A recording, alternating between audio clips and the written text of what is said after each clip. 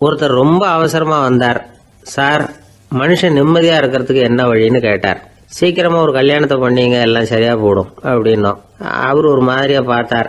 ஏற்கனவே எனக்கு கல்யாணம் ஆயிட்டுது சார், அதனால தானே நிம்மதியா இருக்கிறதுக்கு வழி கேட்கறேன் அப்படின்னார். சரி, இவர் ஒரு மாதிரியான கேஸ் அப்படின்னு நினைச்சுக்கிட்டு நம்மகிட்ட இருந்த ஒரு சின்ன புத்தகத்தை அவர்கிட்ட தூக்கி கொடுத்தோம். இதை படிச்சு பாருங்கன்னு. கல்யாணத்துக்கு பிறகும் சந்தோஷமா இருக்கிறதுக்கு என்ன வழி அப்படிங்கிற கேள்விக்கு அந்த புத்தகத்துல விளக்கம் இருந்தது. கணவன் மனைவிக்குள்ள சிக்கல் வராம இருக்கிறதுக்கு அதுல சில வழிகளை சொல்லி கொடுத்துருக்குறாங்க. அதெல்லாம் என்னென்ன அப்படிங்கிறத இப்ப பார்க்கலாமா? குடும்பம்னு இருந்தா கோபம் வரதான் செய்யும். அது வந்துட்டு போகட்டும், பரவாயில்ல. ஆனா அந்த கோபம் ஒரே நேரத்துல 2 பேருக்கும் வந்துடாம பாத்துக்கணும். ஒரு சமயத்துல யாராவது ஒருத்தர் தான் கோபப்படணும், அடுத்தவங்க அமைதியா இருக்கணும். அதுக்கப்புறம் இவர் அமைதியான உடனே அவங்க ஆரம்பிச்சுக்கலாம். கோபமா ஏதாவது சொன்னா உடனே கோபமா பதில் சொல்லக்கூடாது. கொஞ்சம் பொறுத்து கோபம் தீர்ந்த உடனே அந்த பதில சொல்லலாம். அப்போ பதில் கோபமா இருந்தா கூட அது அவ்வளவு பெருசா தெரியாது. அற்ப விஷயத்துக்கெல்லாம் காய்ச்சி மூச்சுன்னு கத்திட்டு இருக்கக்கூடாது. உங்க 2 பேருக்குள்ள ஒரு தர்க்கம் ஆரம்பமாயிட்டுதுன்னு வச்சுக்கோங்க. கடுமையா 2 பேரும் விவாதம் பண்றீங்க. உங்கள ஒருத்தர் இதுல ஜெயிக்கணும்னா அது நீங்களா இருக்க வேணாம், அடுத்தவங்க ஜெயிக்கிறதுக்கு நீங்க துணையா இருங்களேன். அப்படின்னா நீங்க கொஞ்சம் விட்டு கொடுக்கணும், அவ்வளவுதான். ஏதாவது குத்தம் சொல்லணுமா, செஞ்ச தப்ப சுட்டி காட்டணுமா, விமர்சனம் பண்ணணுமா, பண்ணுங்க, வேணான்னு சொல்லல. ஆனா சொன்னதை அப்படி சொல்றத கொஞ்சம் அன்பா இதமா சொல்லுங்க. எப்போ நடந்த தவறுகளை எல்லாம் இப்போ போய் மறுபடியும் ஞாபகப்படுத்திட்டு இருக்க வேண்டாம். நான் அப்பவே சொன்னேன் இந்த புடவை வேணாம்னு, நீங்க தான் கேட்கல, இப்போ பாருங்க கிழிஞ்சு போச்சு இப்படின்னு கத்துனாங்க ஒரு அம்மா. எப்போ சொன்னீங்கன்னு கேட்டா ஒரு 10 வருஷத்துக்கு முன்னாடி தீபாவளி சமயத்துல அப்படிங்கிறாங்க. அது என்ன இன்னும் அப்படியே புதுசாகவே இருக்கும்? உங்களுக்கு அவர் தான் பெருசு, அவருக்கு நீங்க தான் பெருசு. அதை விட இந்த உலகத்துல வேற எதுவும் முக்கியம் இல்லைன்னு நினைக்கணும். நீ தான் என்னுடைய உலகம்னு எத்தனை தடவை சொல்லியிருப்பீங்க? அதெல்லாம் வெறும் வசனமா போயிடக்கூடாது. ஏதாவது ஒரு பிரச்சனையை பத்தி கடுமையா விவாதம் பண்ணிட்டு இருக்கீங்க, அதை அப்படியே பாதியில விட்டுட்டு படுக்கைக்கு போயிடக்கூடாது. சொச்சத்தை நாளைக்கு பேசிக்கலாம்னு. அப்படி போனா தூக்கம் வராது. பிரச்சனையை ஒரு முடிவு பண்ணிக்கிட்டு அதுக்கப்புறமா தூங்க போகணும். ஒரு நாள்ல ஒரு தடவையாவது உங்க ஜோடியை பாராட்டி நல்ல விதமா கனிவா ஒரு வார்த்தை சொல்லணும் அப்படின்னு தீர்மானம் பண்ணீங்க. ஏதாவது தப்பு பண்ணிவிட்டீங்கன்னா பரவாயில்ல, அதை ஒத்துக்கிறதுக்கும் மன்னிப்பு கேட்கறதுக்கும் தயாரா இருக்கணும். அது ஒன்றும் கேவலம் கிடையாது. வீட்டுக்குள்ள தானே கேட்க போறீங்க, வெளியில யாருக்கு தெரிய போகுதோ? எப்படியோ உங்களுக்குள்ள ஒரு சமரசம் ஆனா சரிதான். ஒரு தகராறுன்னு எடுத்துக்கிட்டா குறைஞ்சபட்சம் அதுக்கு 2 பேர் தேவை. தனியாவே உட்காந்துக்கிட்டு நான் இப்ப தகராறு பண்ணிட்டு இருக்கிறேன் அப்படின்னு யாரும் சொல்ல முடியாது. 2 பேர் தகராறு பண்றாங்கன்னா பொதுவா அந்த 2 பேர்ல யாரு அதிகமா பேசுறாங்களோ அவங்க பேர்ல தான் தப்பு இருக்கும். அதை மனசுல வச்சுக்கணும். இதெல்லாம் தான் அந்த புத்தகத்துல போட்டிருக்கிற வழிமுறைகள். இவ்வளவும் சரியா வரலன்னா அப்புறமா சொல்லுங்க, வேற புத்தகம் ஏதாவது இருக்கான்னு தேடுவோம். ஒரு கணவன் தன்னுடைய மனைவியை அழைச்சிட்டு ஒரு மனோதத்துவ டாக்டர் கிட்ட வந்தாரா. டாக்டர், எங்களுக்கு கல்யாணம் ஆகி 30 வருஷ காலமா நாங்க ஒரு விஷயத்துல கூட ஒத்து போனதில்லை அப்படின்னு ஆரம்பிச்சார். உடனே அந்த அம்மா குறுக்கிட்டு, அது 30 வருஷம் இல்ல 32 வருஷம் அப்படின்னாங்களாம். இந்த உலகமே ஒரு நாடக மேடை, நாம எல்லாரும் நடிகர்கள். இது ஞானிகள் சொல்றது. இது ஒரு பக்கம் இருக்கட்டும். இந்த உலகத்துக்குள்ள எத்தனையோ நாடக மேடைகள், எத்தனையோ நடிகர்கள், எத்தனையோ நாடகங்கள், இதெல்லாம் எப்படி ஆரம்பமாச்சு? அதுதான் இன்னைக்கு தகவல். அதாவது ஆதி மனிதன் பேச ஆரம்பிக்கிறதுக்கு முன்னாடி சைகையாலேயே எல்லாத்தையும் சொல்லிட்டு இருந்தான். அதனால அப்பவே நடிப்பு ஆரம்பமாயிட்டுது. முதல்ல ஒரு வேட்டையத்தான் அவன் நடிச்சு காட்டியிருப்பான். இவன் எப்படி போனான், எதிரில் மிருகம் எப்படி வந்தது, அதோட எப்படி சண்டை போட்டான், எப்படி அடிச்சு கொண்டுகிட்டு வந்தான், இதை அப்படியே மற்றவங்களுக்கு நடிச்சு காட்டியிருப்பான். ஏன்னா மொழி கிடையாது. இந்த காலத்துல எல்லாம் நாடகங்கள்ல நடிக்கிறவங்கள நடிகர்கள்ங்கிறோம். ஒரு காலத்துல இவங்களுக்கு என்ன பேரு தெரியுமா? திஸ்பியர்கள் அப்படின்னு பேராம். இதுக்கு காரணம் உண்டு. அதாவது 2000 வருஷத்துக்கு முன்னாடி கிரீஸ் நாட்டுல திசிவியஸ் அப்படின்னு ஒரு ஆள் இருந்தான். அவன் ஒரு பெரிய நாடக கலைஞன். அவன் சில இளைஞர்களை சேர்த்துக்கிட்டான், பயிற்சி கொடுத்தான், நாடக குழுவை உருவாக்கினான். நடிகர்களையும் நாடகத்துக்கு தேவையான பொருள்களையும் ஏற்றிக்கிட்டு போறதுக்கு ஒரு வண்டியையும் தயார் பண்ணான். அந்த வண்டியிலேயே அவன் கிரேக்க நாடு பூராவும் சுத்தினான். ஊர் ஊரா நாடகம் போட்டான். ஒரு ஊருக்கு போனதும் அங்க நாடகம் நடத்த தியேட்டர் இருக்கா அப்படிங்கலாம் பாக்குறது இல்ல அவன். ஏன்னா அப்போலாம் தியேட்டர்னா என்னன்னு தெரியாது. நாடகம்னா அது ஒரு மூடிய கொட்டைக்குள்ளதான் நடத்தணுங்கிறது அப்ப யாருக்குமே தோணல. இந்த வண்டி போகும், அதுவே ஒரு பகுதி அப்படியே ஒரு மேடை மாதிரி விரிச்சுக்கும். அதுல ஏறி நின்றுகிட்டு நாடகத்தை நடிச்சு காட்டுவாங்களாம். மக்கள்லாம் எதிரில் தரையில உட்காந்து அதை பார்த்துக்கிட்டு இருக்கிறது. உலகத்தின் முதல் நடமாடும் தியேட்டர் இதுதானா. இந்த திசைபிஎஸ் தான் முதலா உலகத்துல நாடகம்ங்கிற பொழுதுபோக்க நடத்தி காட்டினவன் அப்படின்னு சொல்றாங்க. அவன் சொந்தமா நாடகம் எழுதுனா, நடிச்சான், நாடகத்தை இயக்கினான். அதனாலதான் அவனை first man of the theatre அப்படின்னு சொல்லுவாங்க. அவன் தான் நாடக மேடையின் முன்னோடி. கிரேக்கர் காலத்திலேயே நாடக ஆசிரியர்கள், நடிகர்கள், ரசிகர்கள் இவங்கெல்லாம் உருவாயிட்டாங்களாம். நாடகத்தின் சரித்திரத்துல இந்த 3 பிரிவும் ரொம்ப முக்கியம். அதாவது கிரேக்க தியேட்டர்கள்லாம் திறந்த வெளி மேடைகள் தான். பெரும்பாலும் மலைச்சரிவுகள், அதுவே படிப்படியா பண்ணியிருப்பாங்க. கீழே அரைவட்ட வடிவில் மேடை, அதுக்கு ஆர்கெஸ்ட்ரான்னு பேரு. பிற்காலத்தில் இதில் உட்காந்து இசைக்குழுவினர் வாய்ச்சதுனால இசைக்குழுவுக்கே ஆர்கெஸ்ட்ராங்கிற பேர் வந்துட்டுது. இப்போ கிரேக்க தியேட்டர்களில் ஒன்று, அதோட காலம் கிமு 340. அதை இன்னமும் பாதுகாத்து வச்சிருக்கிறாங்களாம். எபிடாரஸ் அப்படிங்கிற இடத்துல அது இருக்குதான். இன்னமும் அந்த தியேட்டரை பயன்படுத்திட்டு வர்றாங்களாம். சிறந்த கிரேக்க நாடகங்கள்லாம் அங்கே நடிக்கிறாங்களாம். ஆரம்ப காலத்திலேயே கட்டணம் கிடையாது. அப்புறம் பின்னாடி தான் நுழைவு கட்டணம்லாம் அப்படியே வந்துட்டு தான். நடிகர்கள் பளபளப்பான ஆடைகள் உடுத்தி இருப்பாங்களாம். இந்த குதிகால் உயர்ந்த காலணிகள் போட்டிருப்பாங்களாம். இதெல்லாம் பழைய குறிப்புகள். பலவிதமான உருவங்களில் மாஸ்க் அப்படின்னு சொல்லப்படுற முகமூடி. அதனால ஒரே நடிகர் பல வேடங்களில் நடிக்கிறது உண்டான். ஆரம்பத்தில் பெண் நடிகர்கள் கிடையாது, எல்லாம் ஆண் நடிகர்கள் தான்.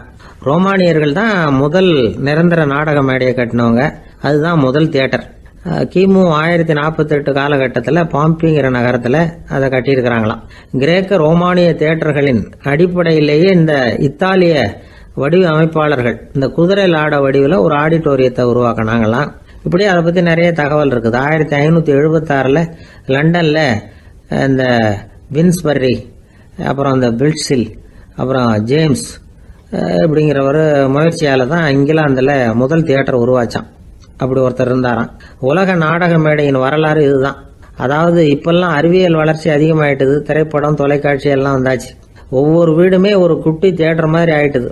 தொலைக்காட்சி முன்னாடி உட்காந்து எழுந்திருக்கவே மனசு வர்றதில்லை. ஒரு அம்மா ஒரு மனோதத்துவ டாக்டரை தேடிட்டு வந்தாங்களாம் இந்த காலத்தில். டாக்டர், எங்கள் வீட்டுக்காரர் எப்போ பார்த்தாலும் டிவி முன்னாடி உட்காந்துக்கிட்டு அதையே வெறிச்சு பார்த்துக்கிட்டு இருக்கிறார், உத்து பார்த்துக்கிட்டு இருக்கார், எனக்கு சந்தேகமாக இருக்குன்னாங்களாம்.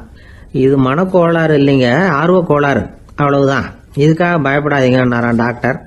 அப்படி இல்லை டாக்டர், டிவி ஓடும் பொழுது நாம எல்லாம் அதை பார்க்குறோம் சரி, ஆனால் அவர் அப்படி இல்லை, டிவியை நிறுத்தினதுக்கு அப்புறமும் அதையே உத்து பார்த்துட்டு உட்காந்துருக்கிறார், அதனால தான் சந்தேகப்பட்டு உங்ககிட்ட வந்தேன் அப்படின்னாங்களாம். ஒரு அரசனும் அமைச்சரும் ஒரு நாள் ரொம்ப சாவகாசமா பேசிக்கிட்டு இருந்தாங்களாம். அரசன் அமைச்சரை பார்த்து ஒரு கேள்வி கேட்டிருக்கார். ஏங்க அமைச்சரே, ஆசை இல்லாத ஒரு மனுஷனால இருக்க முடியுமா அப்படின்னு. ஏன் முடியாது, துறவி அப்படிங்கிறவங்கெல்லாம் அப்படிப்பட்டவங்க தானே அப்படின்னாராம் அமைச்சர். அவங்கெல்லாம் உண்மையிலேயே ஆசையை விட்டவங்க தானா அப்படின்னு கேட்டாராம் ராஜா. அப்படிதான் இருக்கணும் அப்படின்னாராம் அமைச்சர். அப்படின்னா ஆசையே இல்லாத ஒரு உண்மையான துறவியை நான் பார்க்கணுமேன்னார். அது என்ன பிரமாதம், அதுக்கு நான் ஏற்பாடு பண்ணுறேன் அப்படின்னு விட்டார் இவர். சொல்லிவிட்டு உடனே புறப்பட்டு போனார். அங்கே எங்கே தேடினார். அப்புறம் தான் அவருக்கு புரிஞ்சுது உண்மை துறவியை கண்டுபிடிக்கிறது எவ்வளவு கஷ்டமான காரியம்னு. இருந்தாலும் ராஜா கிட்ட சொல்லியாச்சே உண்மை துறவியை காட்டுறேன்னு. இப்போ என்ன பண்ணுறது, ராஜா கிட்ட சொன்னபடி நடக்கலைன்னா அவருக்கு கோவம் வந்துடும். அமைச்சர் ஒரு யோசனை பண்ணார். அவருக்கு ஒரு வழி தெரிஞ்சுது. அதுதான் சரின்னு முடிவு பண்ணார். அதாவது அந்த ஊரில் அவருக்கு தெரிஞ்ச நாடக நடிகர் ஒருத்தர் இருக்கிறார், நல்லா நடிப்பார். அவரை போய் பார்த்தார். இதை பாருப்பா, எனக்காக நீ ஒரு காரியம் செய்யணும்னார். என்னன்னு கேட்டார் அவர். நீ ஒரு துறவி மாதிரி கொஞ்ச நேரத்துக்கு நடிக்கணும். ராஜா உன்னை பார்த்துட்டு போகிற வரைக்கும் நடி, அது போதும், அதுக்காக உனக்கு 10,000 ரூபா தரேன் அப்படின்னார். அவர் எந்த காலத்தில் இவ்வளவு பணத்தை மொத்தமாக பார்த்துருக்கார். அதனால் உடனே சரின்னு ஒத்துக்கிட்டார். அமைச்சர் அரண்மனைக்கு திரும்பி வந்தார். என்ன அமைச்சரே, இன்னுமா ஒரு உண்மையான துறவி கிடைக்கலன்னார். உண்மையான துறவி ஒருத்தரை இப்போ தான் கொஞ்ச நேரத்துக்கு முன்னாடி பார்த்து பேசிவிட்டு வர்றேன். அவர் நம்ம ஊருக்கு வெளியில் குளத்தங்கரையில் உள்ள ஒரு ஆலமரத்துக்கு அடியில் உட்காந்துருக்கிறார் அப்படின்னார் இவர். அப்படின்னா உடனே புறப்படுங்க அப்படின்னார் ராஜா. பரிவாரங்களோடு புறப்பட்டார். அங்கே அந்த மரத்தடியில் அந்த ஆள் வேஷம் போட்டுக்கிட்டு துறவி மாதிரி உட்காந்துருக்கிறான். ராஜா நேராக போனார். அந்த துறவி காலில் பொத்துன்னு விழுந்து வணங்கினார். உடனே ராணியும் அவர் காலில் விழுந்தாங்க. அடுத்தபடியாக அமைச்சர் விழுந்தார். அவருக்கு தெரியும் இது நம்ம ஆள் தான்னு. இருந்தாலும் என்ன பண்ணுறது, நேரம். அப்புறம் பரிவாரங்கள்லாம் துறவி காலில் விழுந்து ஆசீர்வாதம் வாங்கிட்டாங்க. ராஜா அப்புறமா தங்கத்தட்டில் பொன்னையும் பொருளையும் வச்சு அந்த துறவிகிட்ட ரொம்ப பணிவாக நீட்டுறார். தாங்கள் தயவு பண்ணி இதை ஏற்றுக்கணும் அப்படின்னு வேண்டிக்கிட்டார். அந்த துறவி பற்றில்லாமல் அதை பார்த்தார். எல்லாத்தையும் திறந்துட்ட எனக்கு இதெல்லாம் எதுக்காக அப்படின்னு சொல்லி அதை மறுத்துட்டாராம். ஆஹா, உண்மையான துறவியை பார்த்துட்டோம் அப்படிங்கிற ஆனந்தம் அரசருக்கு. ரொம்ப நிம்மதியாக திருப்தியாக திரும்பி வந்தார் அரண்மனைக்கு. அதுக்கப்புறம் அமைச்சர் யாருக்கும் தெரியாமல் அந்த துறவிகிட்ட ஓடினார். சொன்ன பிரகாரம் பணத்தை நீட்டினார். இந்தப்பா, நான் உங்ககிட்ட சொன்னபடி 10,000 ரூபா பணம் எடுத்துக்கோ அப்படின்னார். அந்த ஆள் ராஜா கிட்ட சொன்னது மாதிரியே எல்லாத்தையும் திறந்துட்ட எனக்கு இதெல்லாம் எதுக்காக வேணாம் அப்படின்னு விட்டாரான். நடித்த வரைக்கும் போதும்ப்பா, இனிமேல் இந்த நாடக வசனம்லாம் வேணாம், வேஷத்தை கலைச்சிரு, பணத்தை வாங்கிக்கோன்னார். இல்லைங்க, இது வேஷம் இல்லை, இது வசனமும் இல்லை, இது உண்மை. கொஞ்ச நேரம் துறவி மாதிரி நடித்ததுக்கே இந்த தேசத்து ராஜா, ராணி, அமைச்சர், பரிவாரங்கள் எல்லாம் என் காலில் விழுந்து வணங்குறாங்க. அப்படின்னா உண்மையான துறவியாக இருக்கிறது எவ்வளவு பெருமையான விஷயம். நான் உண்மையான துறவியாக ஆக போகிறேன், அப்படி முடிவும் பண்ணிட்டேன் அப்படின்னார் அந்த நடிகர். வேஷம் கூட எப்படிப்பட்ட விளைவுகளை உண்டு பண்ணுது பார்த்தீங்களா. நம்மால் ஒருத்தன் ரொம்ப வசதியாக தான் இருந்தான். ஒரு நாள் அவன் சொத்து பூரா திருட்டு போயிட்டுது. அதுக்கப்புறம் இவன் துறவி மாதிரி ஆயிட்டான். ஊர் ஊராக சுற்றினான். ஒரு குருநாதரை தேடி கண்டுபிடிச்சான். அவர்கிட்ட சீடனா சேர்ந்துக்கிட்டான். அவனை பார்த்து ஒருத்தர் கேட்டார், நீ உண்மையான சீடன் தானான்னு. இல்லைங்க, சீடன் மாதிரி நடிச்சுக்கிட்டு இருக்கிறேன் அப்படின்னா. அது குரு துரோகம் இல்லையா அப்படின்னு கேட்டார் அவர். இல்லைங்க, நான் பண்ணது குரு துரோகம் இல்லை, என் குரு பண்ணது தான் துரோகம். என்னுடைய பணத்தை கொள்ளையடிச்சது இவர் தான். அதை எங்கே வச்சிருக்காருன்னு கண்டுபிடிக்கிறதுக்காக தான் இவர்கிட்ட வந்து சீடனா சேர்ந்துருக்கிறேன் அப்படின்னானா. அந்த ஆள் என்னை கண்ணா பண்ணான்னு திட்டி விட்டான் சார். அதை நினைச்சா எனக்கு ரொம்ப வருத்தமா இருக்கு அப்படின்னு சொல்லி கவலைப்பட்டார் ஒருத்தர். இதுல கவலைப்படுறதுக்கு என்ன இருக்குது அப்படின்னார் ஒரு பெரியவர். அவர் ஒரு மகான்.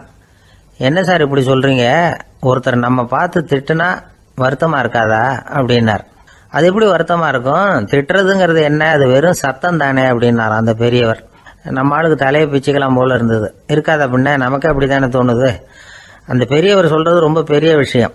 அதை நாம புரிஞ்சிக்க முயற்சி பண்ணலாம்னா நடைமுறை வாழ்க்கைக்கு அது ஒத்து வர்றது மாதிரி தெரிய மாட்டேங்குது. இருந்தாலும் அந்த பெரியவர் அதுக்கு என்னதான் விளக்கம் கொடுக்குறாருன்னு பார்ப்போமே. ஒரு ரயில் போயிட்டு இருக்கு, அதுல ஒரு சாது போயிட்டு இருக்கார். அந்த ரயில் வந்து அவர் ஹரித்வாரம் போயிட்டு இருக்கார். அவரு ரயிலில் ஏகப்பட்ட கூட்டம். நம்ம ஊர் ரயில் கேட்க வேணும், டிக்கெட் வாங்கிட்டு கொஞ்சம் பேர், வாங்காத கொஞ்சம் பேர். அது என்னத்துக்கு அனாவசியமா டிக்கெட் அப்படிங்கிற நினைப்புல பாதி பேர். இந்த கூட்டத்துக்கு மத்தியில் அந்த சாதுவும் போயிட்டு இருக்கிறார். உட்கார்றதுக்காக இருந்த இடத்துல ஒரு ஆள் படுத்திருக்கிறான். கொஞ்சம் முரட்டு ஆசாமி. அவன் காலு பக்கத்துல கொஞ்சோண்டு இடம் பாக்கி இருந்தது. அந்த இடத்துல இந்த சாது உட்காந்துருந்தார். மெதுவா உட்காந்துக்கிட்டார் போய். ஆனா அந்த ஆளு ராத்திரி பூரா இவரை காலால உதச்சிக்கிட்டே இருக்கிறான். அது இவருக்கு ரொம்ப அவமானமா பட்டுது. அதனால துக்கம் ஏற்பட்டது. இருந்தாலும் அதை ஒரு மாதிரியா சகிச்சுக்கிட்டே இவர் வந்து சேர்ந்தார். பொழுது விடிஞ்சது. அந்த சாது ஹரித்வார் வந்து சேர்ந்தார். அங்க ஒரு பெரிய ஞானியை சந்திச்சார். ராத்திரி ரயில்ல அந்த ஆள் உதைச்சதையும் அதனால தனக்கு ஏற்பட்ட துக்கத்தையும் இந்த சாது அந்த ஞானி கிட்ட சொன்னார். சொல்லிவிட்டு, ஏன் சுவாமி, எனக்கு துக்கம் ஏற்பட்டதே அது தப்பா அப்படின்னு கேட்டார். தவறுதான் அந்த ஞானி. உனக்கு இன்னமும் தேக அபிமானம் போகலைங்கிறது தான் அது காட்டுது. அஷ்டாவக்கிரர் என்ன சொல்றார் தெரியுமா? உண்மையான ஞானி யாராவது தன்னை வந்தனை செய்தால் அதற்காக சந்தோஷப்பட மாட்டார், யாராவது நிந்தனை செய்தால் அதற்காக வருத்தப்பட மாட்டார் அப்படின்னு சொல்றார். நிந்தனைங்கிறது ஒரு ஒலி தான். தேகாபிமானம் இருக்கிற வரைக்கும் இந்த ஒலி நம்மளை வந்து வேதனைப்படுத்தும். நான் தேகம் இல்லை, ஆத்மா அப்படிங்கிற நினைவு இருந்தா இந்த ஒலி நம்மளை பாதிக்காது. மனு என்ன சொல்றார் தெரியுமா? ஒரு சாதகன் பாராட்டுதலை விஷம்னு நினைச்சு பயப்படணும், அவமானத்தை அமிர்தம்னு நினைச்சு சந்தோஷப்படணுங்கிறார். அவமானப்பட்டா கவலைப்படாம எப்படி இருக்க முடியும் அப்படின்னு தான் நமக்கு தோணும். அதனாலதான் நம்மள யாரும் இதுக்கு உதாரணமா யாரையும் காட்ட முடியல. புத்தரையும் கபீரையும் உதாரணமா காட்டுறாங்க. அவங்களுக்கெல்லாம் அவமானம் ஏற்பட்டப்போ கவலையே படலையாம். புத்தரை வந்து அவமானப்படுத்தணுங்கிறதுக்காக கௌசாம்பி ராணி ஒரு இளம் பெண்ணை கொலை பண்ணி சடலத்தை புத்தர் குடிசைக்கு முன்னாடி போட சொன்னார். போட்டாங்க. புத்தர் தான் அந்த பொண்ணை கெடுத்து கொலை பண்ணி விட்டாருன்னு எல்லாரும் நினைச்சாங்க. ஆனா புத்தர் இதை பத்தி கவலையே படல. அப்புறமா உண்மை தெரிஞ்சதும் புத்தர் புகழ் இன்னும் அதிகமாயிட்டது. ஒரு பெரிய சபையில ஒரு மோசமான பொண்ணு நுழைஞ்சு தனக்கும் கபீருக்கும் சம்பந்தம் உண்டுன்னு சொன்னா கபீர் கவலைப்படல. அவங்க மாதிரியெல்லாம் நாமளும் இருக்க கத்துக்கணும். நிந்தனை, அபகீர்த்தி, அவமானம் எல்லாம் ஆண்டவன் கொடுக்கிற பிரசாதம்னு நினைக்கணும் அப்படின்னு சொல்றார் அந்த ஞானி. இதை கேட்ட இந்த காலத்து ஆசாமி ஒருத்தர், நான் கூட அப்படிதான் சார், யாராவது அவமானப்படுத்தினா கவலைப்பட மாட்டேன். நேற்று கூட ஒருத்தர் என்ன பலார்னு அரைஞ்சுட்டார், நான் கொஞ்சம் கூட கவலைப்படலை, பேசாமல் வந்துட்டேன்னார். ஏன் அப்படி வந்துட்டீங்க அப்படின்னு. அவர் அரைஞ்சதுலேயும் ஒரு அர்த்தம் இருந்தது, அதனால தான் அப்படி வந்துட்டேன்னார். ஏன் அரைஞ்சாருன்னு கேட்டேன். 10 வருஷத்துக்கு முன்னாடி 15 ரூபா அவர்கிட்ட கடன் வாங்கினேன், அதை கேட்டு கேட்டு பார்த்துட்டு கடைசியாக தான் அரைஞ்சார் அப்படின்னார். ஆண்டவனுடைய பிரசாதம் இவருக்கு அடிக்கடி கிடைக்கும் போல இருக்கு. அம்மாக்காரங்களுக்கு அடிக்கடி ஏற்படுற கவலை ஒன்று உண்டு. அதாவது குழந்தை சரியா சாப்பிட மாட்டேங்குதே அப்படிங்கிற கவலை. இவங்கெல்லாம் ஒரு விஷயத்த நல்லா புரிஞ்சுக்கணும். குழந்தைகள்ங்கிறவங்க பெரியவங்க மாதிரி இல்லை. அவங்க கடிகாரத்தில் மணியை பார்த்துட்டு சாப்பிட்றதுக்கு உட்கார்ற ரகம் கிடையாது. பசிச்சா சாப்பிடுவாங்க, இல்லைன்னா விளையாடுவாங்க அல்லது தூங்குவாங்க. அது புரியாம அவங்கள கட்டாயப்படுத்தி அல்லது மிரட்டி சாப்பிட வைக்கிறது ரொம்ப தப்பு. ஒரு 8 மாச குழந்தைக்கு 3 மணி நேரத்துக்கு ஒரு தடவை பசிக்கும். அந்த நேரம் பார்த்து சாப்பாடு கொடுத்தா அடம் பண்ணாம அது பாட்டுக்கு சாப்பிட்றோம். அதே குழந்தைக்கு 1 வயசு ஆகிறப்போ 4 மணி நேரத்துக்கு ஒரு தடவை பசிக்கும். இந்த வயசுல இயற்கையாவே பசி குறைஞ்சிருக்கும். அது புரியாம என் குழந்தை முன்னாடி மாதிரி இப்ப சரியா சாப்பிட மாட்டேங்கிறான் அப்படின்னு சில பேர் டாக்டர் கிட்ட போய் சொல்லிக்கிட்டு இருப்பாங்க. இன்னொரு விஷயம், ஒரு குழந்தைக்கு வயசு அதிகமாகிற வேகத்துக்கு உடம்பு எடையும் அதிகமாகிக்கிட்டே போவாது. உடம்பு எடை அதிகமாகிற வேகம் குறைஞ்சிக்கிட்டே வரும். 6 மாச குழந்தைக்கு ஒரு வாரத்துல 150 கிராம் எடை கூடும். ஒரு வயசுல வாரத்துக்கு 71 கிராம் எடை கூடும். இது புரியாம அதிகமா சாப்பாட்டை கொடுத்து குழந்தைய கஷ்டப்படுத்தக்கூடாது. ஏன்னா அளவுக்கு மீறின உணவு அஜீரணத்தை உண்டு பண்ணிவிடும். குழந்தைக்கு ஒரு தட்டில் கொஞ்சமா ஆகாரத்தை வச்சு கொண்டுட்டு போய் கொடுக்கணும். மலை மாதிரி குவிச்சு வச்சா அதை பார்த்ததுமே பசி அடங்கி போயிடும். அடிச்சு மிரட்டி பயமுறுத்தி குழந்தைய சாப்பிட வைக்கிற பழக்கம் இருக்கு பாருங்க, அதுக்கு ஃபுட் ஃபோர்ஸிங் அப்படின்னு பேரு. இப்படி பண்ணுனா குழந்தைக்கு சாப்பாட்டில் விருப்பம் குறைஞ்சிரும், அதை கண்டாவே வெறுக்க ஆரம்பிச்சிடும். அது மாதிரி உளம் சார்ந்த பசி குறைவு, சைக்கோஜெனிக் அனோரெக்சியா, அது ஏற்படுமா. சாப்பாடுங்கிறதே ஒரு தண்டனை மாதிரி தோணும். குழந்தைகளுக்கு பிடிச்ச மாதிரியான ஆகாரத்தை கொடுக்கணும். சத்து அதிகம் இருக்குங்கிறதுக்காக அதுக்கு பிடிக்காத ஆகாரத்தை கொடுத்து கட்டாயப்படுத்தக்கூடாது. குழந்தைகளுக்கு 2 வயசு ஆகிறப்போ இயற்கையாகவே எதிர்மறை குணம் உண்டாகும். அதாவது அந்த எதிர்மறையா பேசுறது. இது மாதிரி சமயங்களில் நாம் என்ன சொல்கிறோமோ அதுக்கு நேர்மாறாக நடந்துக்கும். ஏட்டிக்கு போட்டி. சாப்பிட சொன்னால் விளையாட போவோம், விளையாட சொன்னால் சாப்பாடு கேட்கும். இதை புரிஞ்சுக்கிட்டு நடந்துக்கணும். குழந்தை சொன்ன பேச்சை கேட்கலேன்னு கோவப்படக்கூடாது. குழந்தை வளர வளர பிடிவாத குணம் வர்றது சகஜம். கேட்டதை வாங்கி கொடுத்தாதான் சாப்பிடுவேன் அப்படின்னு பிடிவாதம் பண்ணும். வாங்கி கொடுத்து விடுறது தான் உத்தமம். நீங்களும் அதுகிட்ட பிடிவாதம் பண்ணிட்டு இருக்கக்கூடாது. ஏன்னா கேட்டது கிடைக்கலையேங்கிற ஏமாற்றம் கூட குழந்தையோட பசியை குறைச்சிரும். கேட்டது கிடைச்சிட்டா பசி அதிகமாகும். கொடுத்ததை மளமளன்னு சாப்பிட்றோம். குழந்தைகளுக்கு கண்ட கண்ட நேரத்தில் சாப்பிட்றதுக்கு எதையாவது வாங்கி கொடுத்துக்கிட்டு இருந்தா சாப்பாட்டு நேரத்தில் சாப்பிடாம அடம் பண்ண ஆரம்பிச்சிடும். பள்ளிக்கூடம் போகிற பிள்ளைங்க காலை உணவை சரியாக சாப்பிட மாட்டாங்க. அச்சம், அவசரம், பரபரப்பு இதெல்லாம் தான் காரணம். பள்ளிக்கு புறப்படுறதுக்கு ஒரு 3/4 மணி நேரத்துக்கு முன்னாடியே சாப்பாடு போட்டுருங்க, அது சரியாக போடும். படிக்கிற குழந்தைகள் உடல் சோர்வு, மனச்சோர்வு இது காரணமாக கூட சாப்பிட மறுக்கிறது உண்டு. இப்போ உதாரணமாக சாயந்தரம் விளையாடி விட்டு வீட்டுக்கு வந்ததும் சாப்பிட சொன்னால் வேணாம்பாங்க. இது உடல் சோர்வு. ரொம்ப நேரம் வீட்டு பாடங்களை செஞ்சு முடித்த கையோடு சாப்பிட சொன்னாலும் அவங்களால சரியாக சாப்பிட முடியாது. இது உளச்சோர்வு, அதாவது மனச்சோர்வு. இதை தவிர குழந்தைகளுக்கு உடல் நலக்குறைவு ஏற்பட்டால் கூட சாப்பிட மறுக்கிறது உண்டு. சில மருந்து மாத்திரைகள் கூட பசியை குறைச்சிரும். அதனால் சரியாக தெரிஞ்சுக்கிட்டு குழந்தைகளை சாப்பிட வைக்கணும். அது புரியாமல் கையில் சாப்பாட்டு தட்டை வச்சுக்கிட்டு குழந்தைகளை விரட்டிக்கிட்டு அலையக்கூடாது. ஒரு சின்ன பையன் சொன்னான், எங்கள் அம்மா சாப்பாடு போடுறது தெரிஞ்சா நான் உடனே வீட்டை விட்டு வெளியில் ஓடி போடுவேன் அப்படின்னா. ஏன் அப்படி பண்ணுறேன்னு கேட்டோம். எங்கள் அப்பா கூட அது மாதிரி தான் சார் பண்ணுவார் அப்படிங்கிறான். ஒரு ஊரில் ஒரு ராஜா இருந்தார். பெரிய அரண்மனையில் தான் இருக்கிறார். எல்லா வசதியும் இருந்தது. இருந்தாலும் அவர் எல்லாரும் சொல்கிறது எப்படி தெரியுமா, பிச்சைக்கார ராஜா. அப்படி ஒரு பேர் அவருக்கு நிலைச்சி போச்சு. ஜனங்களும் சரி, மற்ற தேசங்களில் உள்ளவங்களும் சரி, அவர் அந்த பேர் சொல்லியே குறிப்பிடுறது வழக்கமாக போட்டுது. இது அவருக்கு ரொம்ப கவலையாக போச்சு. என்ன இது, நம்மளை தேடி வர்றவங்களுக்கெல்லாம் நாம் சோறு போடுறோம், நம்ம புகழ்ந்து பாடல் ஏற்றி கொண்டு வர்ற புலவர்களுக்கெல்லாம் அவங்க எப்படி வந்தாலும் ஒருவேளை சோறு போடணுங்கிறது உத்தரவு.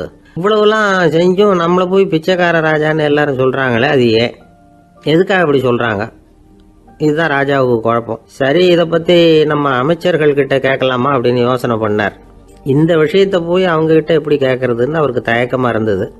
கௌரவ குறைச்சலா தெரிஞ்சுது அவருக்கு. சரி, சாதாரண குடிமக்கள் கிட்ட இதை பத்தி கேட்கலாமா அப்படின்னு யோசனை பண்ணார். கேட்கலாம், ஆனா அவங்க யாரும் ராஜா முன்னாடி வந்து நின்று தைரியமா பேசக்கூடிய அளவுக்கு இல்லை. ராஜாவோட குழப்பம் நாளுக்கு நாள் அதிகமாக போச்சு. கடைசியா அவர் ஒரு முடிவுக்கு வந்தார்.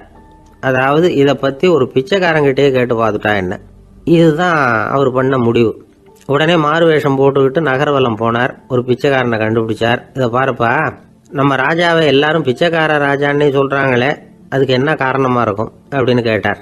அதுக்கு அவன் சொல்றான், இதுக்கான பதிலை இன்னும் ஒரு 30 நாள்ல சொல்றேன் அப்படின்னா. உடனே இவருக்கு சந்தோஷம். உண்மையை அவங்ககிட்ட சொன்னார்.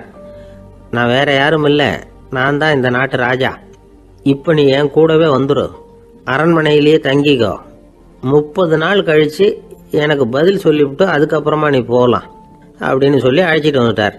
அரண்மனையில் ஒரு மூலையில் அவன் தங்கறதுக்கு இடம் கொடுத்தார். தினம் 2 வேளையும் இவனுக்கு சோறு போடுங்க அப்படின்னு உத்தரவு போட்டார். ராஜா கொடுத்த இடத்துல போய் உக்காந்துக்கிட்டான் அந்த பிச்சைக்காரன். தினமும் அந்த அரண்மனையில் நடக்கிறதையெல்லாம் கவனிச்சுக்கிட்டு வந்தான். வேளைக்கு சாப்பாடு வரும், சாப்பிட்டுக்கிட்டு இருக்கான். இப்படி 30 நாள் முடிஞ்சுது. ராஜா வந்தார். என்ன, என்னோட கேள்விக்கு பதில் என்னன்னு கண்டுபிடிச்சிட்டியான்னார். கண்டுபிடிச்சிட்டேன்னா. என்ன எல்லாரும் பிச்சைக்கார ராஜான்னு சொல்றாங்களே, அது நியாயமா படுதா உனக்குன்னு கேட்டார். நியாயமா தான் படுது, சந்தேகம் இல்லாம நீங்க பிச்சைக்கார ராஜா தான். என்னதான் நீங்க வசதியோடவும் படைபலத்தோடவும் இருந்தா கூட நீங்க எங்க வர்க்கத்தை சேர்ந்த ஆசாமி தான் அப்படின்னு அடிச்சு சொல்லிவிட்டான் அந்த ஆள். எதனால் அப்படி சொல்றேன்னு கேட்டார் இவர். அரசே, ஒரு உண்மையை கண்டுபிடிச்சு சொல்றதா நான் உங்ககிட்ட சொன்னேன். நீங்க ராஜ பரம்பரைன்னா உடனே உங்க கழுத்துல கிடக்கிற முத்து மாலையை கழட்டி பரிசா கொடுத்துருப்பீங்க, பொன்னையும் மணியையும் கொடுத்துருப்பீங்க. ஆனா நீங்க அப்படி செய்யல. என்ன ஒரு மூலையில உட்கார வச்சு 2 வேளை சோறு போட சொன்னீங்க. உங்களை தேடி யார் வந்தாலும், யார் பாராட்டி பேசினாலும் அல்லது பிரச்சனைகளை சொன்னாலும் நீங்க செய்யற ஒரே காரியம் சோறு போடுறது தான். பிச்சைக்காரனுக்கு சோறு மட்டும்தான் உலகம். உங்க விஷயத்திலையும் நீங்க அப்படித்தான் நினைக்கிறதாக தெரியுது. நல்லா கவனிங்க. எந்த ஒரு பிரச்சனைக்கும் சோறு தான் முடிவுன்னு நினைக்கிறீங்க பாருங்க. நீங்க சந்தேகமில்லாத எங்களை சேர்ந்த ஆளுதான் அப்படின்னு விட்டான் அந்த பிச்சைக்காரன். அதுக்கப்புறம் தான் அந்த ராஜா தன்னுடைய தவறுகளை எல்லாம் தேர்த்திக்கிட்டாராம். பசின்னு வர்றவங்களுக்கு சோறு தான் போடணும், அது தப்பு இல்லை. பாராட்ட வர்றவங்களுக்கெல்லாம் சோத்தையே போட்டு அனுப்புனா இப்படிதான் பேர் வரும். எனக்கு தெரிஞ்ச ஒருத்தர் தினமும் யாராவது ஒருத்தரை தன் வீட்டுக்கு அழைச்சிட்டு போவார், சாப்பாடு போட்டு அனுப்புவார். முன்னறிவிப்பு இல்லாம திடீர்னு ஒரு விருந்தாளியோட வீட்டில் போய் இவர் நிக்கிறது வழக்கம். அந்த அம்மாவும் இவருக்காக தயார் பண்ணி வச்சிருந்ததை இவர் அழைச்சிட்டு வந்திருக்கிற விருந்தாளிக்கு போட்டுருவாங்க. விருந்தாளி சாப்பிட்டுட்டு போனதுக்கு அப்புறம் இவர் மனைவி கிட்ட உனக்கு சிரமம் வேணாம் அப்படின்னு சொல்லிவிட்டு பக்கத்தில் உள்ள ஒரு ஹோட்டலுக்கு போய் காசு கொடுத்து சாப்பிட்டுட்டு வந்துடுவார். பல நாள் இப்படி நடக்கும். ஒரு நாள் அவரை தனியாக கூப்பிட்டுக்கிட்டு போய் ஏன் இப்படி பண்றீங்கன்னு கேட்டோம். அதுக்கு அவர் சொல்றாரு, எங்க வீட்டு சாப்பாட்டிலேருந்து தப்பிக்கிறதுக்கு எனக்கு வேற வழி எதுவும் தெரியல சார், அதனால தான் இப்படி பண்ணிட்டு இருக்கிறேன் அப்படின்னார் ரொம்ப பரிதாபமா. ஆஃபீஸை முடிஞ்சு வீட்டுக்கு போகிற சமயத்தில் ஒருத்தர் கடைக்கு போய் ஸ்வீட் வாங்கினார். சரி, வீட்டுக்கு பிள்ளைங்களுக்கு தான் வாங்கிட்டு போகிறார் அப்படின்னு மற்றவங்க நினச்சாங்க. அவர் அப்படி செய்யல. அந்த இடத்துலையே பொட்டலத்தை பிரித்தார். திருட மாதிரி அப்படியே சுற்றி ஒரு தரம் பார்த்துக்கிட்டார். யாரும் தெரிஞ்சவங்க இல்லைங்கிறத முடிவு பண்ணிவிட்டு அவசரமாக அதை அப்படியே போட்டு முழுகிவிட்டு கையை தொடச்சிக்கிட்டு நல்ல பிள்ளை மாதிரி நடந்து போக ஆரம்பிச்சிட்டார். அவர் யாருன்னா, அவரோட பிரச்சனை எல்லாருக்கும் தெரியாது, சில பேருக்கு தான் தெரியும். அதாவது அவர் உடம்புல சர்க்கரை இருக்குன்னு டாக்டர் சொல்லிவிட்டாராம். அதனால் வீட்டில் சர்க்கரையே இவர் கண்ணில் காட்டுறதில்ல. அதனால் இவர் யார் கண்ணிலையும் படாமல் இப்படிப்பட்ட வேலைகள்லாம் செய்கிறது வழக்கம். யாருக்கும் தெரியாமல் இப்படி ஸ்வீட்டை வாங்கி சாப்பிட்டுட்டு அவர் பாட்டுக்கு போயிடுறது.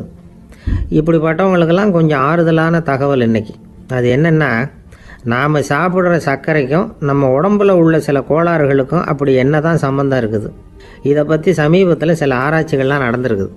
ஏன்னா சர்க்கரைன்னாவே விஷம் மாதிரி அதை பார்க்குறவங்களும் சில பேர் உண்டு. சின்ன பிள்ளைங்களுக்கு வயத்தில் பூச்சி உண்டாகிறதுலேருந்து பெரியவங்களுக்கு நீரிழிவு வர்ற வரைக்கும் எல்லாத்துக்கும் சர்க்கரை தான் காரணம்னு சொல்லிகிட்டு இருக்கிறோம். ஆனால் அந்த அளவுக்கு பயப்பட வேண்டிய அவசியம் இல்லை அப்படின்னு சொல்கிறாங்க.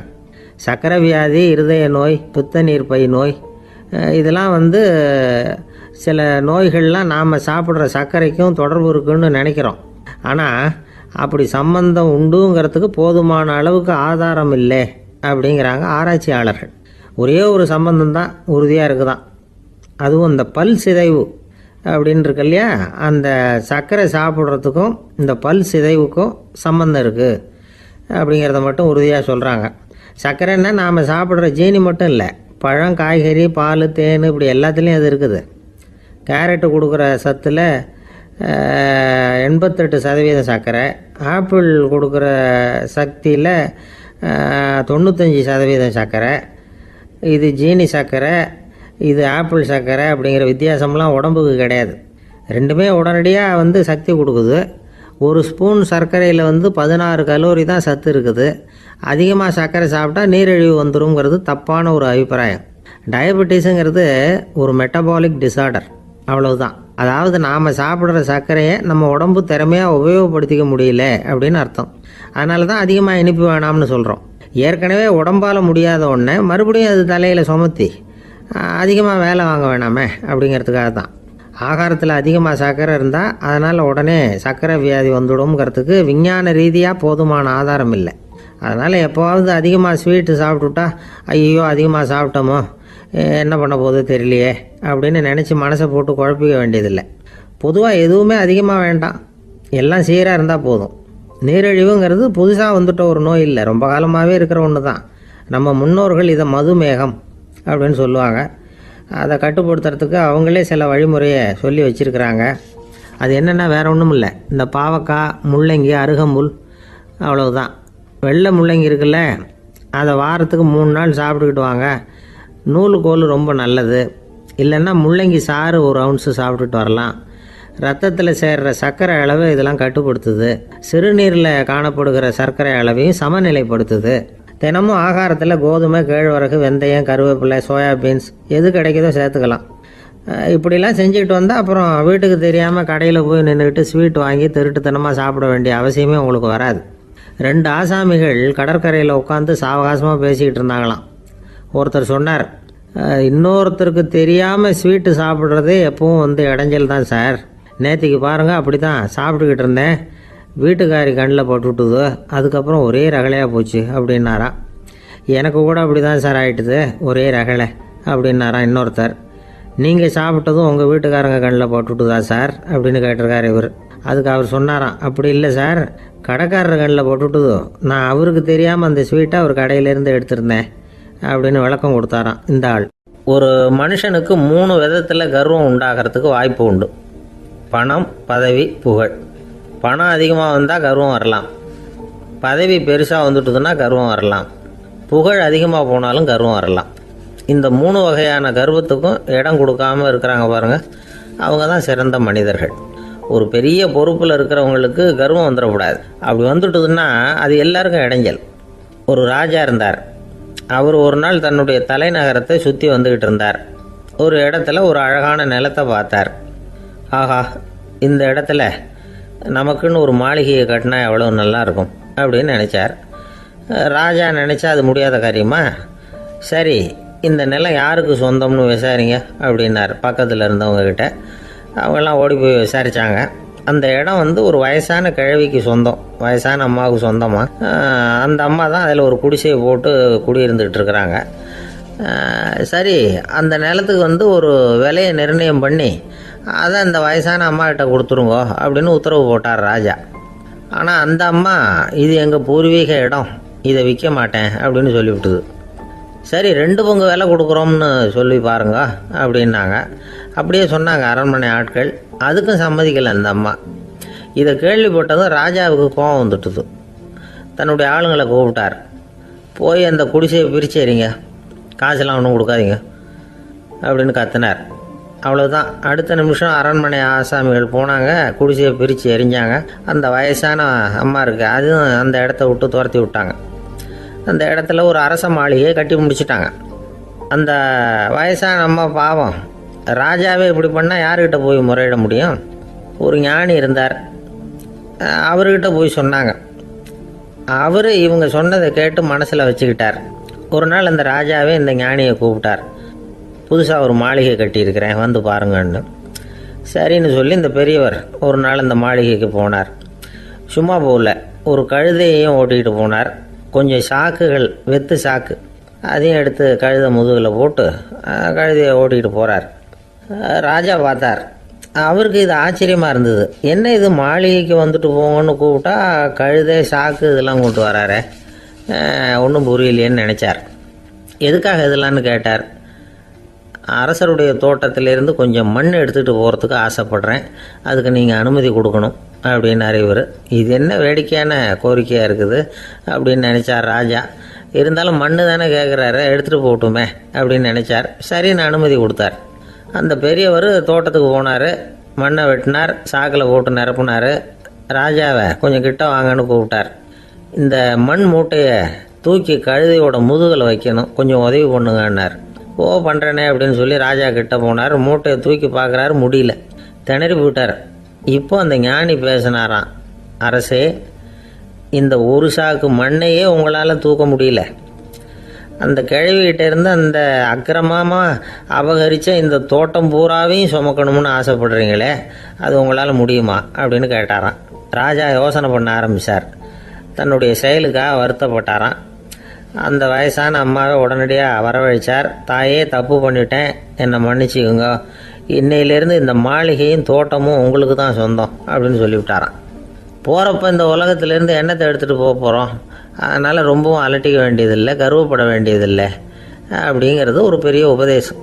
ஒரு பெரிய மனுஷன் சாக கிடந்தார், ரொம்பவும் அழுதார். ஏன் அழறீங்க அப்படின்னு கேட்டாங்க சுற்றி இருந்தவங்க. நான் சாகிறதுக்காக கவலைப்படலை, நான் நம்ம ஜனங்களுக்காக எவ்வளவோ காரியம்லாம் செஞ்சுக்கிட்டு வந்தேன். நான் செஞ்சுக்கிட்டு வந்த சேவையை இனிமேல் யார் செய்ய போகிறாங்க, அது யாரால் முடியும், அதை நினச்சி தான் அழறேன் அப்படின்னாராம். ஒருத்தர் முன்னாடி வந்தார்.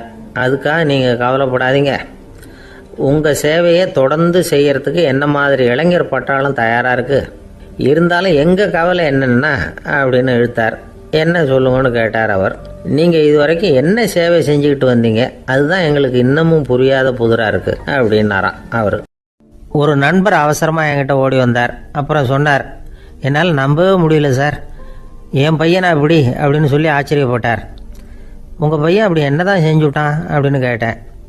என்னால் முடியாத ஒரு காரியத்தை அவன் செஞ்சுட்டான் சார் அப்படின்னார். அது என்னன்னு தான் சொல்லுங்களேன். என்ன, 5வது வகுப்பில் அவன் ஒரே தடவையில் தேறிட்டான் சார், அதாவது ஒரே அட்டம்ப்டில் பாஸ் ஆகிருக்கான் அப்படின்னார். மூச்சு வாங்க, கஷ்டப்பட்டு பரீட்சை எழுதுனது அவன், இவருக்கு ஏன் மூச்சு வாங்குது? நம்மால் செய்ய முடியாத ஒரு காரியத்தை இன்னொருத்தர் செய்யும் பொழுது அது நமக்கு ஆச்சரியமாக இருக்குது. சர்க்கஸ் பார்க்குறோம், ஒருத்தர் அந்த இடத்துல தொங்குறார், அது நமக்கு ஆச்சரியம், ஏன்னா அது நம்மால் முடியாத காரியம். நம்மால் முடியாத ஒன்றை அடுத்தவர் எளிதாக செய்யும் பொழுது நாம் மருள்வது இயற்கை. இதை தான் தொல்காப்பியம் மருட்கை அப்படின்னு சொல்லுது. இந்த வியப்பு இருக்குதே, இது 4 வகையில் ஏற்படுறதாக தொல்காப்பியம் சொல்லுது. அது என்ன 4 வகை? முதல் வகை எப்படின்னா, புதுமையான அரிய செயல்களை செய்கிறது. 2வது வகை என்னென்னா பெரும் செயல்களை செய்கிறது. 3வது வகை என்னென்னா மிக நுட்பமான செயல்களை செய்கிறது. 4வது வகை என்னென்னா ஆக்கம் தரும் செயல்களை செய்கிறது. புதுமை, பெருமை, சிறுமை, ஆக்கமோடு மதினம் சாலா மருட்கை 4 அப்படிங்கிறது தொல்காப்பியம். இன்றைக்கி விஞ்ஞானம் புதுசு புதுசாக எதையோ கண்டுபிடிக்குது. ஆரம்பத்தில் அது ஆச்சரியமாக இருக்குது, அப்புறம் அது நமக்கு பழகி போயிடுது. வானொலி பெட்டி புதுசாக வந்தப்போ ஒரு பெட்டி பேசுதுங்கிறது எவ்வளோ பெரிய ஆச்சரியம். இப்போ யாரும் அதை ஆச்சரியமாக பார்க்குறதில்ல. மதினம் சாலா மருட்கை அப்படின்னு ஒரு சொற்றொடர் வருது பாருங்கள், அதில் கருத்தாழம் உண்டு. எதை பற்றியும் போதுமான அளவு புரிந்து கொள்ளாத போது ஒருத்தர் ஆச்சரியப்படுறார். புரிந்து கொண்ட பிறகு ஆச்சரியம் மறைஞ்சு போயிடுது. மிக நுட்பமான செயல்களும் நம்ம ஆச்சரியப்பட வைக்கும். ஒரு அரிசியில் ஒரு திருக்குறள் எழுதி காட்டுறாங்க, ஒரு முட்டை ஓட்டுக்குள்ளே ஓவியம் தீட்டி காட்டுறாங்க. கருங்கல் சிற்பங்களில் எவ்வளவு நுட்பமான வேலைப்பாடுகளை எல்லாம் பார்த்து ஆச்சரியப்படுறோம்.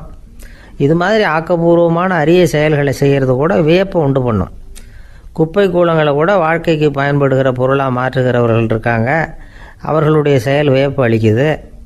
இடைக்காட்டு சித்தர் பாடின 30 நூலில் வர்ற ஒரு பாடல், ஆற்றல் பிறர் அறிதலின் அகம் கிளர்வு உறுதலின் கற்று அறி பாணர் கழுமிய கோடலின் தோற்றம் உருகவே போற்றல் சால் வியப்பே.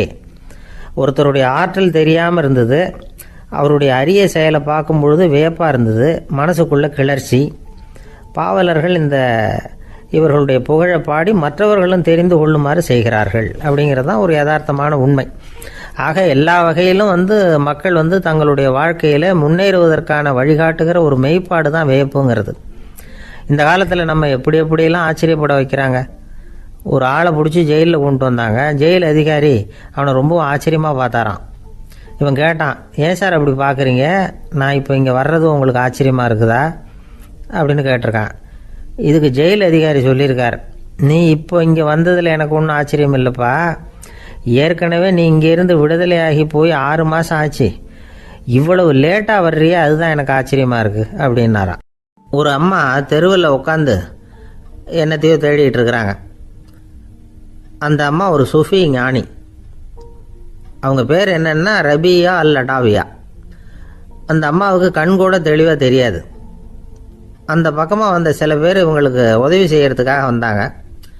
என்ன தேடிட்டு இருக்கிறீங்க அப்படின்னு கேட்டாங்க. இதுக்கு அந்த அம்மா, அந்த கேள்வி அவ்வளோ முக்கியத்துவம் இல்லை, நான் தேடிட்டு இருக்கிறேன், உங்களால் முடிஞ்சால் எனக்கு உதவி பண்ணலாம் அப்படின்னாங்களாம். உதவி செய்ய வந்தவங்களுக்கு ஆச்சரியம். எதை தேடுறோங்கிறது தெரியாமல் இப்படி ஏன் நேரத்தை செலவழிக்கிறீங்க, நாங்கள் எப்படி உங்களுக்கு உதவ முடியும், எங்களுக்கு ஒன்றும் புரியலையே அப்படின்ட்டுருக்காங்க. சரி, உங்களை திருப்தி பண்ணுறதுக்காக சொல்கிறேன், ஒரு குண்டூசி தொலைஞ்சி போச்சு, அதை தேடுறேன் அப்படின்னாங்களாம் அந்த அம்மா. அதுக்கப்புறம் இவங்களும் சேர்ந்து தேட ஆரம்பிச்சிட்டாங்க. கொஞ்ச நேரம் ஆச்சு, ஒன்றும் கிடைக்கல. உதவி செய்ய வந்தவங்களும் அழுத்து போட்டாங்க. அப்புறம் கேட்டாங்க, இதை பாருங்கம்மா, இது ரொம்பவும் பெரிய தெரு, அகலமான தெரு, அதனால் குறிப்பாக நீங்கள் எந்த இடத்துல அந்த குண்டூசியை தொலைச்சிங்க அதை சொல்ல முடியுமான்னாங்களாம். இதுக்கு அந்த அம்மா, நீங்கள் மறுபடியும் அர்த்தமில்லாத கேள்வியை கேட்குறீங்க, உங்கள் கேள்விக்கும் நான் தேடுறதுக்கும் என்ன சம்மந்தம்னாங்களாம். இதை கேட்டதும் அவங்க ஒரு மாதிரி ஆயிட்டாங்க. என்னம்மா நீங்கள் பைத்தியம் மாதிரி பேசுகிறீங்க அப்படின்னாங்களாம். சரி, உங்களை மறுபடியும் திருப்திப்படுத்துறதுக்காக சொல்கிறேன், அதை நான் எங்கள் வீட்டில் தொலைச்சுட்டேன் அப்படின்னாங்களாம். அப்புறம் எதுக்காக இங்கே தேடிட்டு இருக்கிறீங்க அப்படின்னு கேட்டிருக்காங்க. ஏன்னா இங்கே தான் வெளிச்சம் அதிகமாக இருக்குது, அங்கே வீட்டுக்குள்ளே இருட்டாக இருக்குது, அதனால் இங்கே தேடுறேன், வெளிச்சம் உள்ள இடத்துல தானே தேட முடியும் அப்படின்னாங்களாம் அந்த ஞானி. இந்த கதைக்கு என்ன அர்த்தங்கிறத பெரியவங்க சொல்கிறாங்க. அதாவது இந்த தேடுதல்ங்கிறது ஒரு வியாதி. அது நம்ம சதா அலைய வைக்கும், பைத்தியமாக மாற்றுறதுக்கு முயற்சி பண்ணோம். ஒரு காலம் அது நிறைவு அடையவே அடையாது. வாழ்வுங்கிறது ஒரு புரிந்து கொள்ள முடியாத சதா இயங்கி கொண்டிருக்கிற ஒரு செயல். அதுக்கு ஆரம்பமும் இல்லை, முடிவும் கிடையாது. எதையோ தேடணும் அப்படிங்கிற உந்துதல் நமக்குள்ளே இருக்கும், ஆனால் குறிப்பாக எதை தேடிட்டு இருக்கிறோம் அப்படிங்கிறது புரியாது. அப்படி ஏதாவது ஒன்றை தேடி அடைஞ்சிடுறோம்னு வச்சுக்கோங்க, உடனே ஒரு அதிருப்தி வந்துடும். அதனால் வாழ்க்கைங்கிறது சலிப்பு நிறைந்தது அப்படிங்கிற எண்ணத்தை உண்டாக்கிக்கிறோம். ஒன்று அடைஞ்சதுக்கு அப்புறம் இன்னொன்று தேட ஆரம்பிச்சிருவோம். ஆக இந்த தேடல்ங்கிறது நாம் ஒன்று அடைஞ்சாலும் அடையாவிட்டாலும் தொடர்ந்து நடந்துக்கிட்டு தான் இருக்கும். இதுக்கு முடிவே கிடையாது. இந்த உண்மையை நாம் நல்லா புரிஞ்சுக்கணும் அப்படிங்கிறது பெரியவங்களுடைய கருத்து. ஏழையும் தேடுறான், பணக்காரனும் தேடுறான், நோயாளியும் தேடுறான், நோய் இல்லாதவனும் தேடுறான், அதிகாரம் உள்ளவனும் தேடுறான், அதிகாரம் இல்லாதவனும் தேடுறான், முட்டாளும் தேடுறான், அறிவாளியும் தேடுறான். ஆனால் யாரும் இதை தான் தேடி சாதிக்க போகிறோம், இதுதான் முடிவு அப்படின்னு திட்டவட்டமாக சொன்னதில்லை. ஒன்று அடைஞ்சதும் இன்னொன்று தேட ஆரம்பிச்சிடுறாங்க, அவ்வளோதான். அதாவது உங்களின் தேடுபவர் உங்கள் உள்ளே தான் இருக்கிறார், அவரை தேடி கண்டுபிடியுங்கள். இதுதான் ஞானிகள் நமக்கு சொல்லுகிற ஒரு ஆலோசனை. நம்மால் ஒருத்தன் ஜெயிலில் இருந்தான். இன்னொரு கைதி அவனை பார்த்து கேட்டான், ஏன்பா உன்னை பார்க்குறதுக்கு வெளியிலேருந்து யாருமே இங்கே வர்றது இல்லையே, உனக்கு சொந்தக்காரங்களே கிடையாதா அப்படின்னு கேட்டானா. ஏன் இல்லை, எனக்கு சொந்தக்காரங்க நிறைய பேர் உண்டு, அவங்க என்னை பார்க்க வராததுக்கு காரணம் வேற அப்படின்ட்டுருக்கான் இவன். என்ன காரணம்னு கேட்டான் அவன். அதுக்கு இவன் சொன்னானா, அதுக்கு என்ன காரணம்னா அவங்க எல்லாரும் இங்கே உள்ளேயே இருக்கிறாங்க அப்படின்னானா. ஒரு ஆசாமி வேகமாக ஓடிக்கிட்டு இருந்தான். ஏன் இப்படி ஓடுறேன்னு கேட்டார் இன்னொருத்தர். அங்கே ஒரு ஆள் அடிபட்டு கிடக்கிறான், அதை பார்த்தேன், உடனே ஓடுறேன்னா. எங்கேன்னு கேட்டார். ஆஸ்பத்திரிக்குன்னா. ஒரு ஆள் அடிபட்டு கிடக்கிறத பார்த்தா உடனடியாக நாம் செய்ய வேண்டியது முதல் உதவி, அதுக்கப்புறம் தான் ஆஸ்பத்திரி. இன்றைக்கி விபத்துங்கிறது சர்வசாதாரணமாக நடந்துக்கிட்டு இருக்குது. வாகன விபத்து, வெடிகுண்டு விபத்து, தீ விபத்து, கட்டடம் சரியறது, பூகம்பம், இப்படி நிறைய நடக்குது. ஒரு விபத்தை பார்த்துட்டா நம்மளில் பல பேர் நமக்கு என்னத்துக்கு வம்புன்னு ஒதுங்கி போயிடுறதும் உண்டு. சில பேர் துணிஞ்சு கிட்ட போய் உதவி செய்கிறதும் உண்டு. அப்படி உதவி செய்ய நினைக்கிறவங்களுக்கு உபயோகப்படுற தகவல் இது. விபத்தில் காயமடைஞ்சவங்களை 3 பிரிவாக பிரிக்கலாமா. முதல் வகை கொஞ்சம் சீரியஸானது, உயிருக்கு உடனே ஆபத்து தரக்கூடியது. மூளை காயம், முகம், கழுத்து காயங்கள், இருதயம், நுரையீரல் காயங்கள், வயத்தில் உள்ளுறுப்பு காயங்கள், அதிகப்படியான இரத்தப்போக்கு, இதனால எல்லாம் பாதிக்கப்பட்டிருந்தால் அது முதல் வகை அப்படின்னு நாமளே மனசுக்குள்ளே முடிவு பண்ணிக்கணும். இவங்களுக்கெல்லாம் உடனடியாக முதல் உதவி கொடுக்கணும். தாமதப்படுத்தாமல் ஆஸ்பத்திரிக்கு கொண்டுகிட்டு போயிடணும். இப்படி கொஞ்சம் எச்சரிக்கையாக நடந்துக்கிட்டால் அவங்களில் பல பேரை காப்பாற்றி போடலாம். 2வது வகை எப்படின்னா, முதல் உதவி விரைவாக கிடைச்சா உயிர் பிழைக்கக்கூடிய மார்பு காயங்கள், கைகால் எலும்பு முறிவு, இடுப்பு முதுகெலும்பு காயம், சீரான இரத்த சேதம், இப்படிப்பட்டவங்களை 2வது வகையாக பிரிக்கணும். ஆபத்து இல்லாத சிராய்ப்புகள், சிறு காயங்கள், இரத்த உறைவுகள், இதனால் பாதிக்கப்படுறவங்க 3வது வகை. ஒருத்தர் தலையில் அடிபட்டு நினைவு விழுந்துட்டாருன்னு வச்சுங்க, அவருக்கு வாந்தி வர்றதுனால புறையேறி மூச்சு அடைப்பு உண்டாகும். இப்படி ஆகாமல் இருக்கிறதுக்காக தலையை ஒரு பக்கமாக சாய்ச்சி வைக்கலாம். நாடி துடிப்பையும் இதய துடிப்பையும் தொட்டு பார்க்கணும். அது குறைஞ்சிருந்தாலும் சரி, நின்று இருந்தாலும் சரி, அவர் மார்பை நிமிஷத்துக்கு 80 தடவை உள்ளங்கையால் அழுத்தி இதய துடிப்பை மீட்கிறதுக்கு உதவி பண்ணணும். கழுத்தில் காயம்பட்டாலும் ஆபத்து அதிகம். கழுத்துக்கு அடியில் ஒரு துண்டை மடித்து வைக்கலாம். 2 பக்கமும் சின்ன தலையணை அல்லது துணி மடிப்புகளை வச்சு கழுத்தை அதிகமாக அசையாமல் பார்த்துக்கலாம். முதுகெலும்பு முறிஞ்சிருக்குமோ அப்படிங்கிற சந்தேகம் இருந்ததுன்னா அவரை அதிகமாக அசைய விடக்கூடாது. அதிகமாக அசைஞ்சால் தண்டு இடத்துல பாதிப்பு ஏற்பட்டு கை கால் விளங்காமல் போயிடும். அவரை ஒரு கனமான போர்வை இல்லைன்னா பாயில் படுக்க வச்சு 4 பேர் மெதுவாக தூக்கி மருத்துவ உதவிக்கு அனுப்பி வைக்கலாம். கையெலும்பு முறிஞ்சிருந்தால் முறிஞ்ச பாகத்தை உடம்போடு சேர்த்து அசையாமல் கட்டி போடலாம். கால் எலும்பு முறிஞ்சிருந்தால் மற்ற காலோடு சேர்த்து கட்டி போடலாம். முறிஞ்ச பாகம் தொங்காமல் பார்த்துக்கணும். அப்போ தான் வீக்கம் உண்டாகாமல் இருக்கும். வெட்டு காயம், குண்டடிப்பட்ட காயம், இதிலெல்லாம் ரத்தப்போக்கு அதிகமாக இருக்கும். ரத்தம் வெளியேற ஆபத்து அதிகம். சுத்தமான துணியை பல மடிப்புகளை மடித்து காயத்தின் மேலே வச்சு அழுத்தமாக ஒரு 10 நிமிஷம் பிடிச்சிக்கணும். ரத்தம் நின்ன உடனே காயத்துக்கு கட்டு போடலாம். சில சமயம் காயம்பட்ட பாகத்தை உயரமாக தூக்கி பிடிச்சிக்கிட்டா தான் ரத்த கசிவு நிற்கும். இந்த விவரங்களையெல்லாம் கொஞ்சம் மனசில் வாங்கி வச்சுக்கிட்டோம்னா சமயத்தில் உதவும். ஏன்னா இந்த காலத்தில் விபத்து எந்த ரூபத்தில் எப்போ வரும்னு யூகிக்கவே முடியல.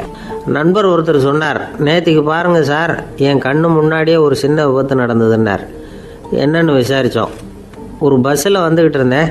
அந்த பஸ்ஸில் பின்பக்கம் படி ஓரமாக நின்றுக்கிட்டு இருந்த ஒருத்தர் ரோட்டில் விழுந்துட்டார். டிரைவர் அதை கவனிக்கலை, நிறுத்தாமல் அவர் பாட்டுக்கு போகிறாருனார்.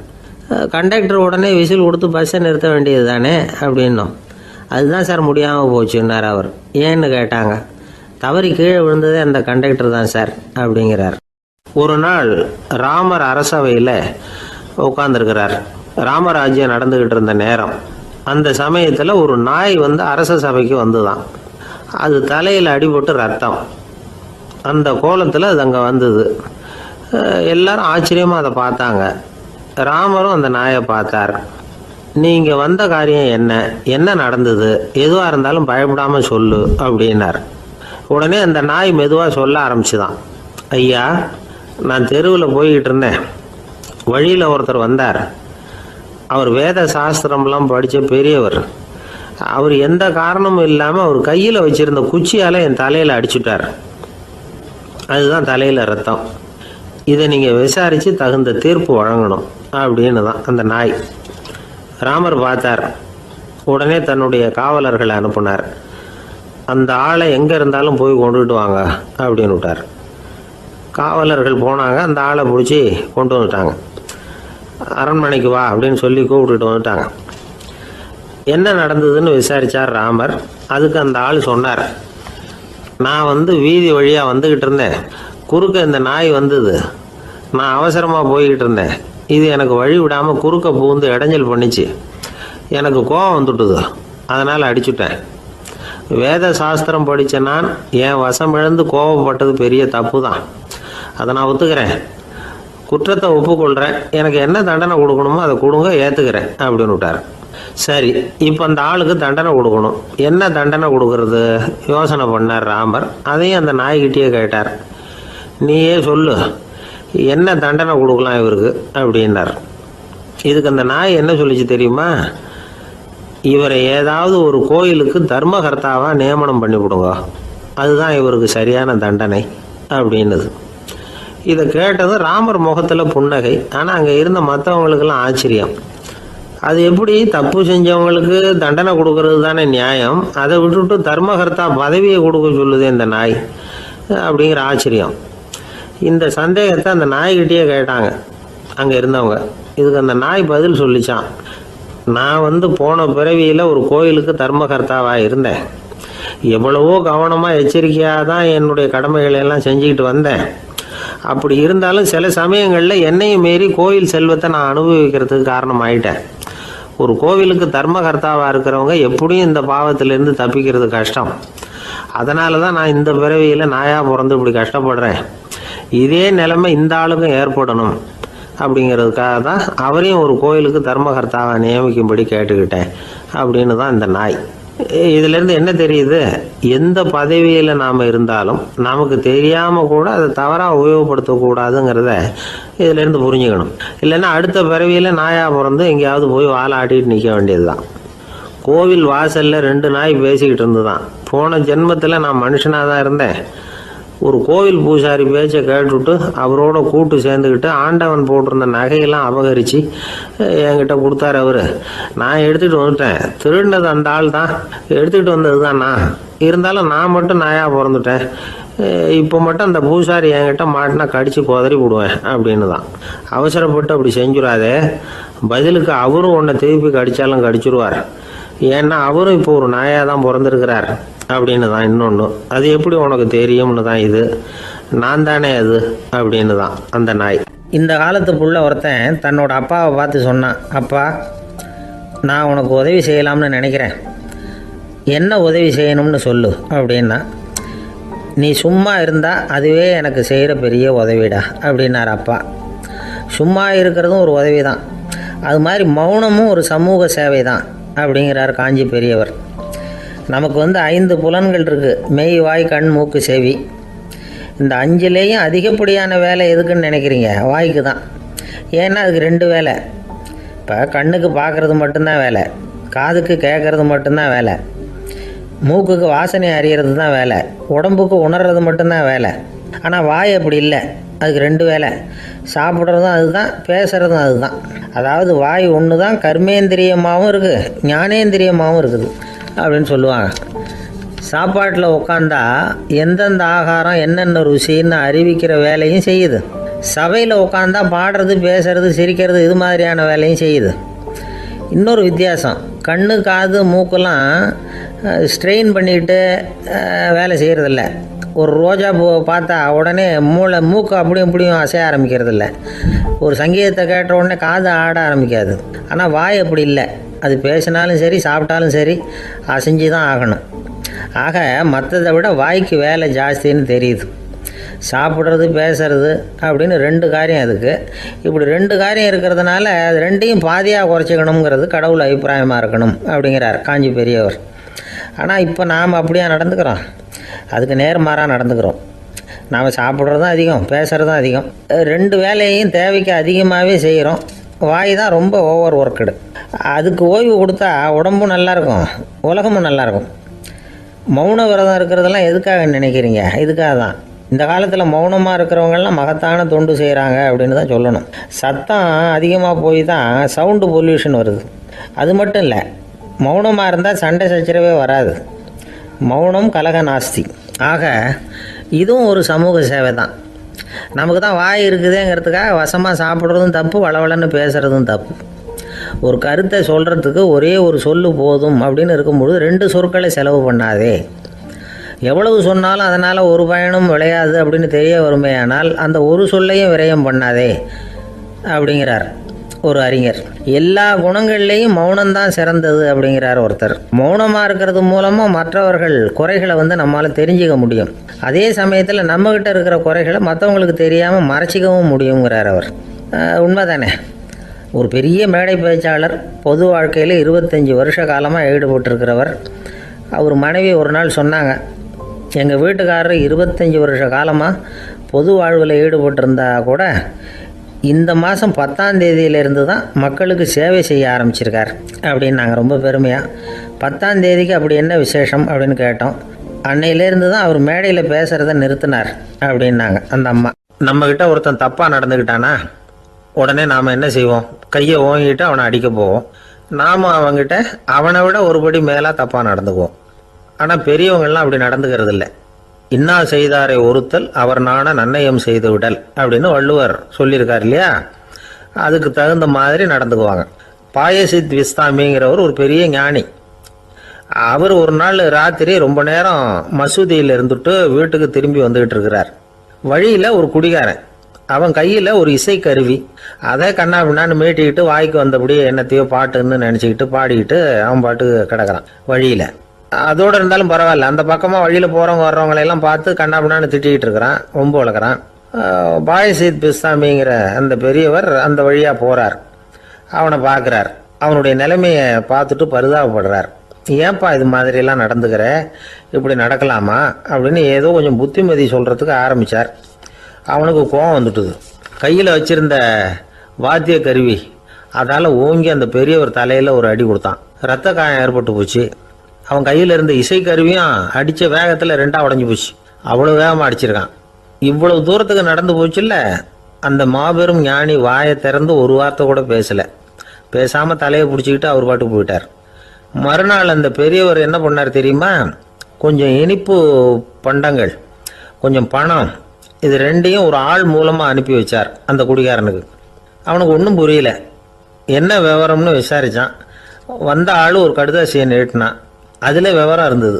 ஞானி எழுதியிருக்கிறார், இதை பார்ப்பா, உங்களுடைய இசைக்கருவி உடையறதுக்கு என்னுடைய தலை காரணமாக ஆயிட்டுது. அதுக்காக நான் ரொம்ப வருத்தப்படுறேன். அதுக்காக தான் பணம் அனுப்பி வச்சுருக்கேன். வேறு புதுசாக ஒரு இசைக்கருவி வாங்கிக்கோ. அப்புறம் இன்னொரு விஷயம், நேற்றுக்கு ராத்திரி என்கிட்ட ஏகப்பட்ட கசப்பான வார்த்தைகளை பேசினேன்.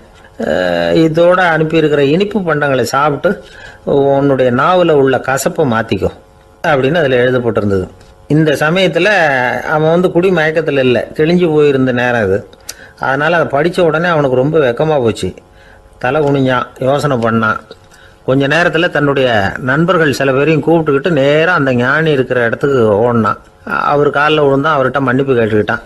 பெரியவங்களே தெரியாமல் நான் இந்த பாவ செயலை பண்ணிவிட்டேன், என்னை மன்னிச்சுங்க. உங்களுடைய பொறுமையும் போதனையும் என்னுடைய கண்ணை திறந்துட்டுது. இனிமேல் நானும் என்னுடைய நண்பர்களும் நல்ல வழியில் திருந்தி வாழ போகிறோம் அப்படின்னா. ஞானி செய்த நன்னயம் குடிகாரனை எப்படி திருத்திருக்கு பார்த்தீங்களா? இந்த கதையை கேட்டுவிட்டு ஒருத்தர் சொன்னார், என் வாழ்க்கையில் கூட அப்படி ஒரு சம்பவம் நடந்தது சார். நானும் ஒரு நாள் ராத்திரி ஓவராக குடிச்சிட்டு ஒரு கிட்டாரை வாசிச்சுக்கிட்டு கண்ணாபின்னான்னு உளறிக்கிட்டு திட்டிக்கிட்டு இருந்தேன். அந்த சமயம் அந்த வழியாக ஒருத்தர் வந்தார். ஓங்கி தலையில் ஒரே ஒரு அடி, ரத்தம் வந்துட்டுது. அதுக்கப்புறம் என் மனசு தெரிந்துட்டுது சார் அப்படின்னார். அப்படியா என்ன ஆச்சரியமா? ஆமாம் சார், அடி விழுந்தது அவர் தலையில் இல்லை, என் தலையில். வந்தவர் என்ன அப்படி அடிச்சுட்டார். மயக்கம் தெளிஞ்சதுக்கு அப்புறம்தான் எனக்கு விவரம் புரிஞ்சுது. அவர் ஒரு போலீஸ்காரரு அப்படின்னார் ரொம்ப சோகமாக. அந்த ஆளுக்கு பேச தெரியாது, அவர்கிட்ட கொஞ்சம் எச்சரிக்கையாக நடந்துக்கோ அப்படின்னு சொல்கிறது உண்டு. அப்படின்னா என்ன அர்த்தம்? அவர் இன்னமும் குழந்தையாகவே இருக்கிறாரு, இன்னும் பேச்சு வரலன்னு அர்த்தம்? அப்படி இல்லை, அவருக்கு நாகரிகமாக பேச தெரியலன்னு அர்த்தம். பேசுறதுங்கிறது மனுஷனால் மட்டுமே முடியக்கூடிய ஒரு காரியம். அப்படி இருந்தும் அதோட பெருமையை அவன் இன்னமும் சரியாக புரிஞ்சிக்கலன்னு தான் சொல்லணும். அதனால தான் அவன் அளவுக்கு அதிகமாக வார்த்தைகளை கொட்டி விடுறான். அதுக்கப்புறம் அதையெல்லாம் திருப்பி அள்ள முடியாமல் கிடந்து கஷ்டப்படுறான். கொட்டின வார்த்தையை அள்ள முடியுமா? ஒருத்தரை இன்னைக்கு பார்த்து முட்டாள்னு திட்டி விடுறீங்க, நாளைக்கு மறுபடியும் அவர்கிட்ட போய் நேற்றுக்கு உன்னை முட்டாள்னு சொல்லிவிட்டேன், அந்த வார்த்தையை திருப்பி கொடு, வாங்கிட்டு போயிடுறேன் அப்படின்னு நான் சொல்ல முடியும்? அவன் கோபக்காரனாக இருந்தால் நேற்றுக்கே அதை வேறு விதமாக உங்களுக்கு திருப்பி கொடுத்துருப்பான். உலகத்தில் எவ்வளவோ ஜீவராசிகள் இருக்குது, அதுக்கெல்லாம் வாய் இருக்குது. அந்த வாயெல்லாம் எதுக்கு உபயோகம்? சாப்பிட்றதுக்காக. ஆனால் நமக்கு இருக்கிற வாய் சாப்பிட்றதுக்காக மட்டும் இல்லை, பேசுகிறதுக்காகவும் தான். பேச முடியலன்னா வாய் இருந்தால் கூட அது வாயில்லா ஜீவன் தான். ஒரு பையனை பார்த்து அது வாய் உள்ள புள்ள பொழைச்சிக்கும் அப்படின்னா மற்ற பையன்களுக்கெல்லாம் முகத்தில் வாயே இல்லைன்னு அர்த்தம். அப்படி இல்லை, அந்த பையன் கொஞ்சம் கெட்டிக்காரத்தனமாக பேசுவான்னு அர்த்தம். அதனால் எப்படி பேசணும் அப்படிங்கிறத நாம் முக்கியமாக தெரிஞ்சுக்கணும். இதுக்கு 8 விதமான குறிப்புகளை நம்ம பெரியவங்க சொல்லியிருக்கிறாங்க. பேச்சுக்கு 8 அங்கங்கள் உண்டு அப்படின்னு அவங்க சொல்கிறாங்க. அதெல்லாம் என்னென்ன அப்படின்னா உண்மை, நன்மை, அன்பு, நிதானம், இனிமை, ஆழம், சமயமறிதல், சபையறிதல். இந்த 8 தன்மையும் பேச்சில் இருக்கணுமா. இதையே கொஞ்சம் விவரமாக சில பேர் போர்டில் எழுதி வச்சுருப்பாங்க. அதாவது எழுத்துலையாவது அதெல்லாம் இருக்கட்டுமே அப்படின்னு நினச்சி நீங்கள் கூட சில இடங்களில் இதை பார்த்துருக்கலாம். அதாவது உண்மையே பேசுக, நன்மையே பேசுக, அன்பாக பேசுக, நிதானமாக பேசுக, இனிமையாக பேசுக, ஆழமுடையதாக பேசுக, சமயமறிந்து பேசுக, சபையறிந்து பேசுக, இப்படி எழுதி வச்சுருப்பாங்க. இந்த 8 அம்சமும் சரியாக பொருந்தி இருந்தால் தான் அது பேச்சு. மற்றதெல்லாம் பேச்சாகிடாது. பேச்சு ஒரு சிறந்த கலை.